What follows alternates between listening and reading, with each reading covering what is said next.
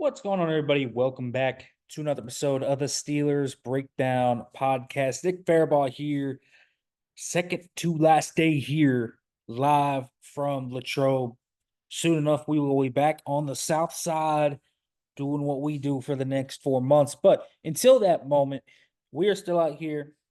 Fans are coming, and we got to join practice later this week. We got a lot of good stuff coming down the pike for this week.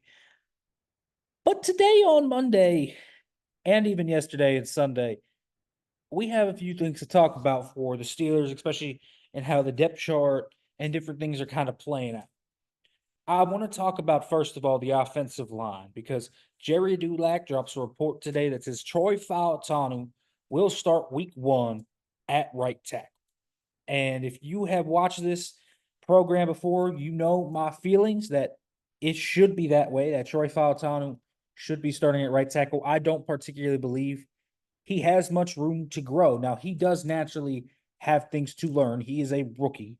I think his hand placement can get a little better. I think the transition from right to left naturally gives you new things to learn. You know, your feet, your hands, particularly with your hands, because that off hand and that on hand, the inside, outside hand, all of that switches when you switch sides. And so that does matter. But I also look at the Steelers and specifically what they had there, and it was hard not to see the Steelers coming and using his athleticism and using what he can do in space and how polished he was in pass pro. I know he struggled against the Texans. I think he's starting to figure out some things. He also played with a knee injury. We still don't know when he hurt his knee injury. It was before he hurt his knee. It was before the half. I don't tongue twister there or something, but he hurt his knee before the half. And the Steelers basically found out then that he had hurt it. He played through it. So how much of that was the 2 sacks that he allowed? I'd be interested. But you can tell from an athletic level, this guy belongs in the National Football League. This guy competes against NFL athletes pretty easily. And I think this is the right decision. So you look at him playing at right tackle, that's fine and dandy. What's not fine and dandy, and by the way, good decision I think it would be to start Troy Fautanu at right tackle in week one, is what's going on with Broderick Jones.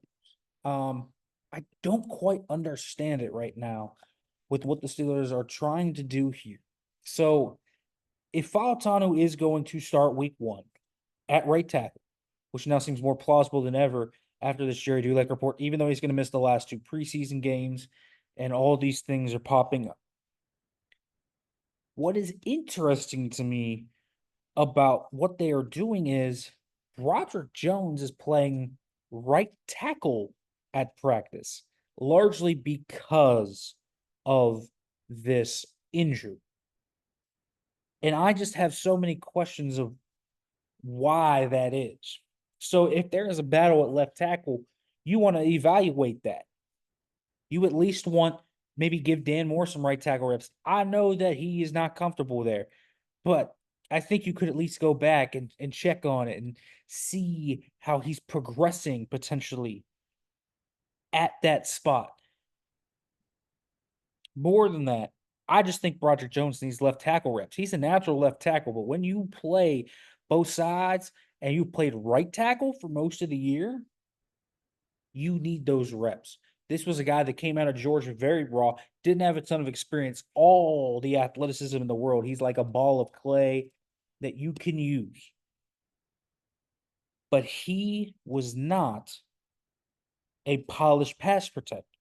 And so when you're talking about hand usage and footwork and all these little intricacies that go into being a good offensive lineman at the National Football League, this is a guy that needs reps on whatever side he's going to play. And if he's a swing tackle, which he's probably going to be, that's fine. But he had been at right tackle for most of training camp, and he only started to dabble at left tackle last year or last week, sorry. And so Broderick Jones needs reps at left tackle.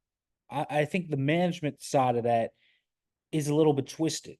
You can give him those last 2 weeks whenever Troy Fautanu is back to work at left tackle, but I also think There is I just first of all, I actually want to say this. I do not believe a realistic scenario of where we go into Atlanta and we see Troy Fautano at right tackle and Dan Moore starting at left tackle. Unless Broderick Jones gets hurt, I don't think that's realistic. And that's why I'm harping on this so much.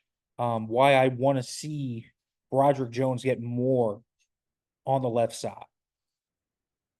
And so that's something I think that needs to be tweaked. I'm interested to see how they do that in the coming days.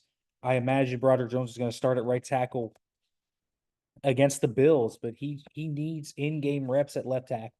So I'm interested to see how they kind of mix that up. Dylan Cook can play on the right side. Spencer Anderson starting to play on the right side, so maybe they mix that up a little bit. Broderick Jones needs more reps at left tackle.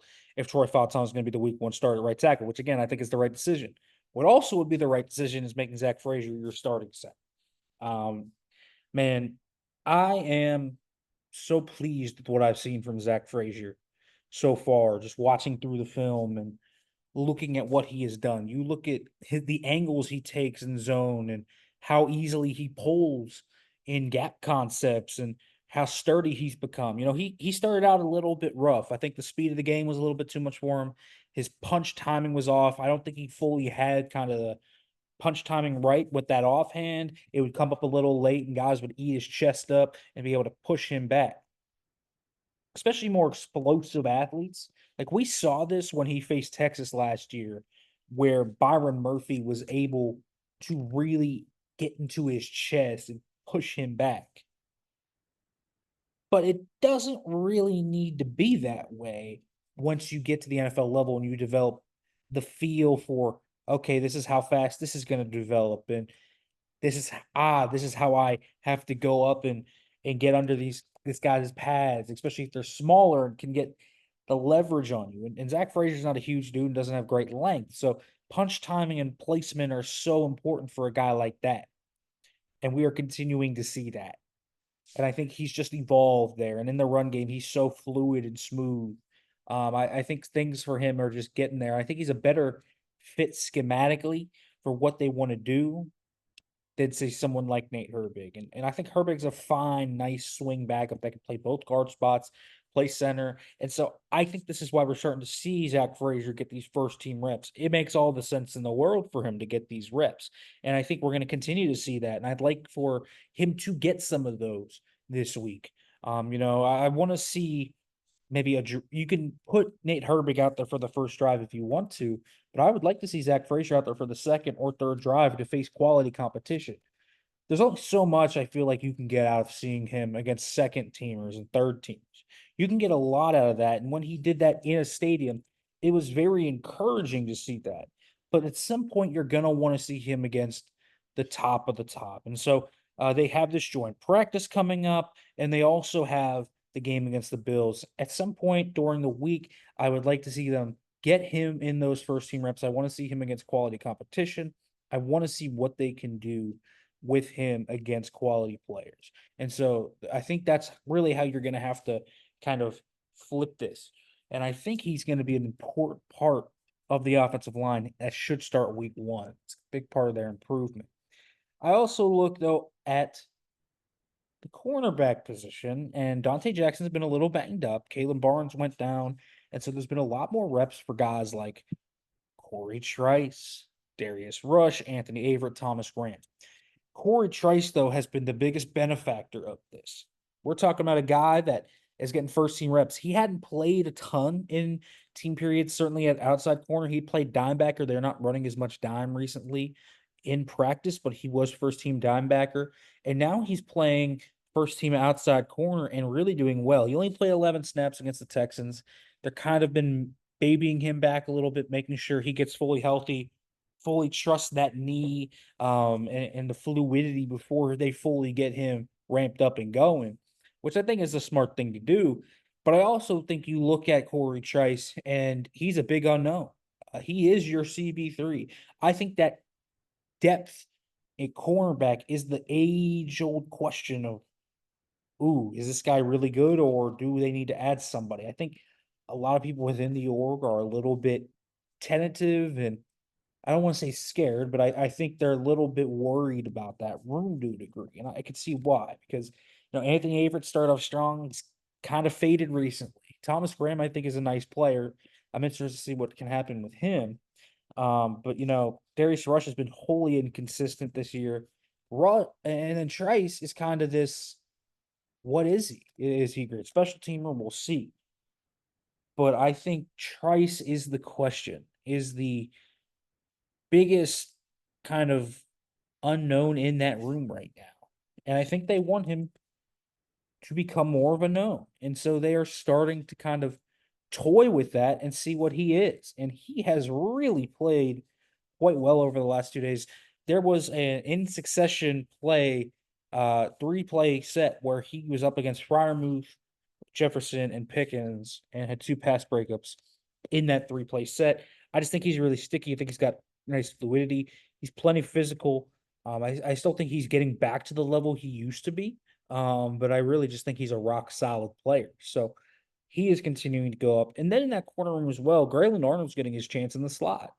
I don't think this is a demotion for Beanie Bishop. I just think it's trying to find out who the best slot corner is going to be for the first 8 weeks of the season with Cam Sutton.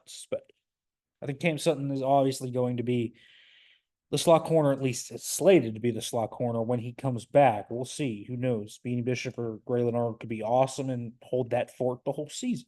But he's had a pretty solid week.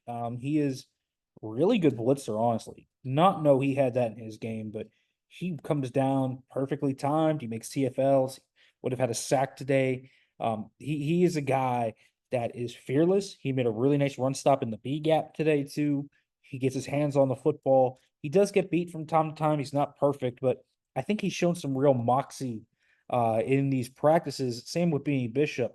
Wouldn't stun me if the week 1 roster had both Graylin Arnold and Beanie Bishop on it. I'm not sure it's a one spot for 2 guys. I don't think it's necessarily that. It might be 2 spots for both these guys. And I think they might be able to both sneak onto this roster. But Graylin Arnold doing stuff with his opportunity. And Beanie Bishop has had a nice week too. He helped force a pick today.